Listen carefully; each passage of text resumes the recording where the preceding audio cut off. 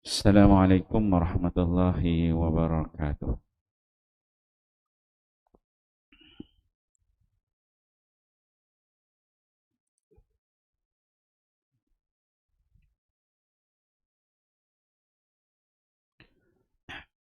Kalimah tayyibah, beriman kepada perkara gaib. Hadis ke-76. An Abi Musa al-Ash'ari radhiyallahu anhu qala, qama fina Rasulullah sallallahu alaihi wasallam bi khamsi kalimatin.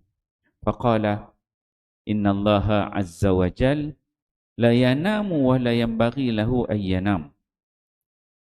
Yakhfidul qista wa yarfa'u ilaihi amalul layli qabla amalin nahar wa amalun nahari qabla amalil layli hijabuhun nuru law kashafahu la ahraqat subuhatu wajhihi mantaha ilaihi basaruhu min khalqihi. Rawahu Muslim. Sayyidina Abu Musa al-Ash'ari radhiyallahu anhu meriwayatkan bahawa pada satu ketika Rasulullah sallallahu alaihi wasallam telah memberitahu kepada kami 5 perkara. Pertama, sesungguhnya Allah Subhanahu wa taala tidak tidur dan tidak layak dengan keagungannya bahawa dia tidur. Kedua, dia mengurang dan menambahkan rezeki. Ketiga, amalan yang dilakukan pada waktu malam diangkat ke sisinya sebelum waktu siang. Dan 4, amalan-amalan yang dilakukan pada waktu siang diangkat ke sisinya sebelum waktu malam. Dan kelima, hijab di antaranya dengan seluruh penciptanya ialah nur, yakni cahaya. Jika dia menyingkap hijab itu, pasti pancaran-pancaran nur zatnya akan menghanguskan sekalian makhluk sejauh sampai pandangannya. Hadis riwayat Muslim. Alhamdulillah tuan-tuan mulia. Pagi ini kita membaca satu hadis Nabi SAW. Hadis di bawah tajuk kalimah tayyibah. Itu kalimah la ilaha illallah.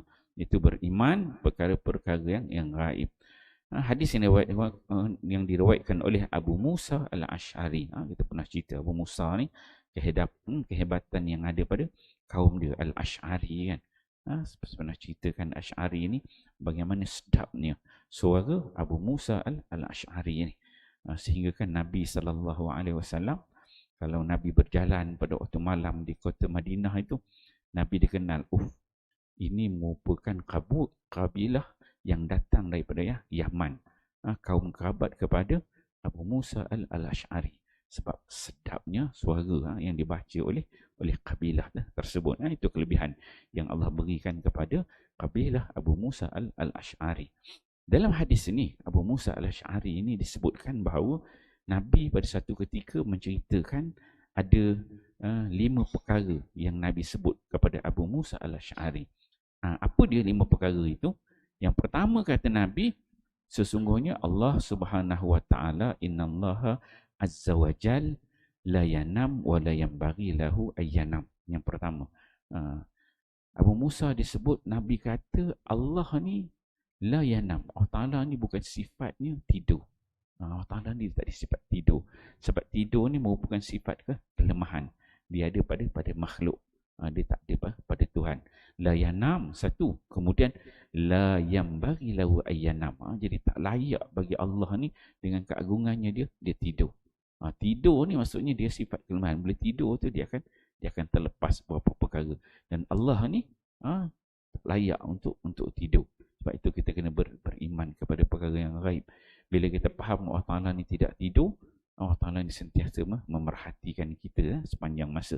Itu yang pertama kata Abu Musa al-Ash'ari. Kemudian yang kedua disebut oleh Nabi, yakhfidu al-qista wa yarfa'u. Allah ini dia telah menyediakan rezeki untuk hamba-hambanya. Ketika mana kita berada 4 bulan dalam perut ibu, kan? Apabila dah berbentuk 4 bulan, maka ketika itu beberapa perkara telah ditentukan. Salah satu ialah rezeki, rezeki yang ditentukan oleh Allah. Dan dalam hadis ini Nabi sebut bahawa Allah ini, mengikut hadis ini, yakhfidu al-qista wa yarfa'u. Rezeki ini ada yang Allah kurangkan, ada yang Allah tambahkan. Jadi Allah melihat kepada hamba-hambanya, kalau hambanya jadi beriman, bertakwa, beramal soleh, berusaha, bersungguh-sungguh, maka rezeki itu akan ditambah. La in syakartum la azidannakum. Bila Allah Taala tengok hamba-Nya ini bersyukur dengan nikmat yang Allah berikan, la azidannakum, maka Allah Taala akan tambah lagi rezeki itu. Bila bersyukur, tuan-tuan, dengan bersyukur tu Allah Taala akan tambah. Jadi kalau ada satu isteri bersyukur, Allah Taala tambah lagi. Itu contoh mudah lah, kan? Syukur, Allah Taala tambah lagi. Itu yang kedua. Kemudian yang ketiga, kata Nabi SAW, yarfa'u ilaihi amalul laili qabla amalin nahar. Kita ni dalam seharian, amal ibadat kita ni, setiap hari amal ibadat kita ni akan diangkat kepada Allah Subhanahu Wa Taala. Satu, diangkat amal yang di sebelah malam kita buat, yang mana amal itu akan diangkat sebelum subuh. Dia membezakan antara siang dan malam ni, subuh dan maghrib. Maksudnya sebelum kita subuh, amalan kita bermula daripada maghrib sampai sebelum azan subuh tu ada malaikat yang ditugaskan untuk angkat amalan kita. Sebab itu kita perlu qiyam malam, tahajud, biar amalan kita yang penutup itu adalah yang terbaik. Itu Kemudian kata Nabi, wa amalun nahari qabla amalil laili. Dan amal-amal kita pada waktu siang itu akan diangkat sebelum maghrib. Bila masuk maghrib je, dia masuk malam.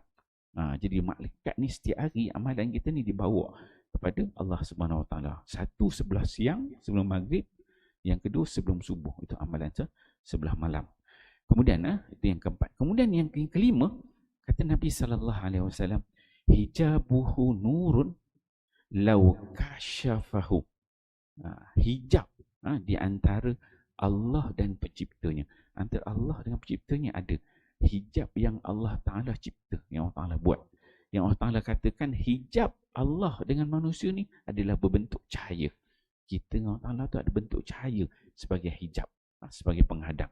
Yang Nabi sebut, lau kasyafahu, kalaulah hijab itu, cahaya itu dibuka oleh Allah Subhanahu Wa Ta'ala, la ahraqat subuhatul wajhihi mantaha ilaihi basarahu min khalqihi. Bila dibuka disebabkan cahaya, kebesaran, keagungan Allah Subhanahu Wa Taala tu, makhluk-makhluk Allah ni semua akan binasa. Sejauh mana? Sejauh pandangan Allah Subhanahu Wa Taala.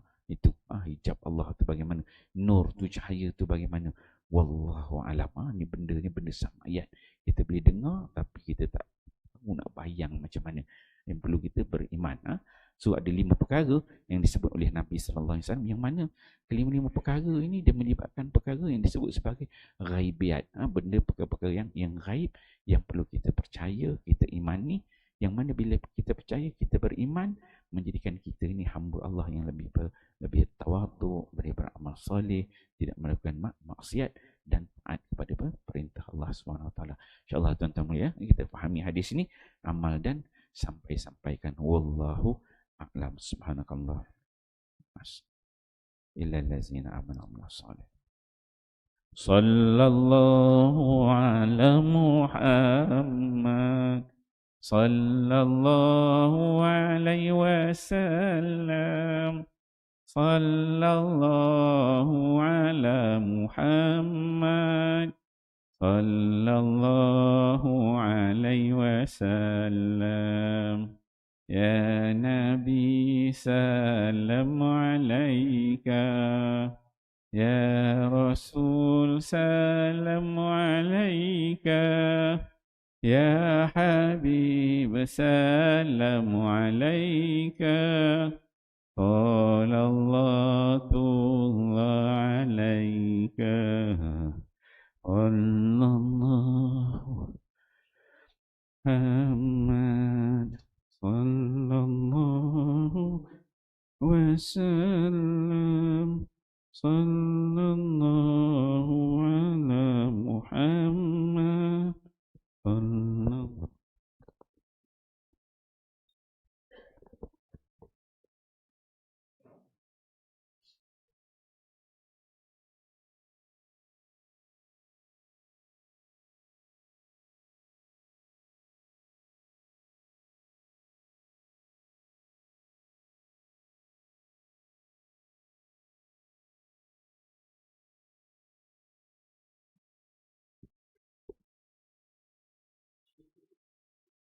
macam jangka.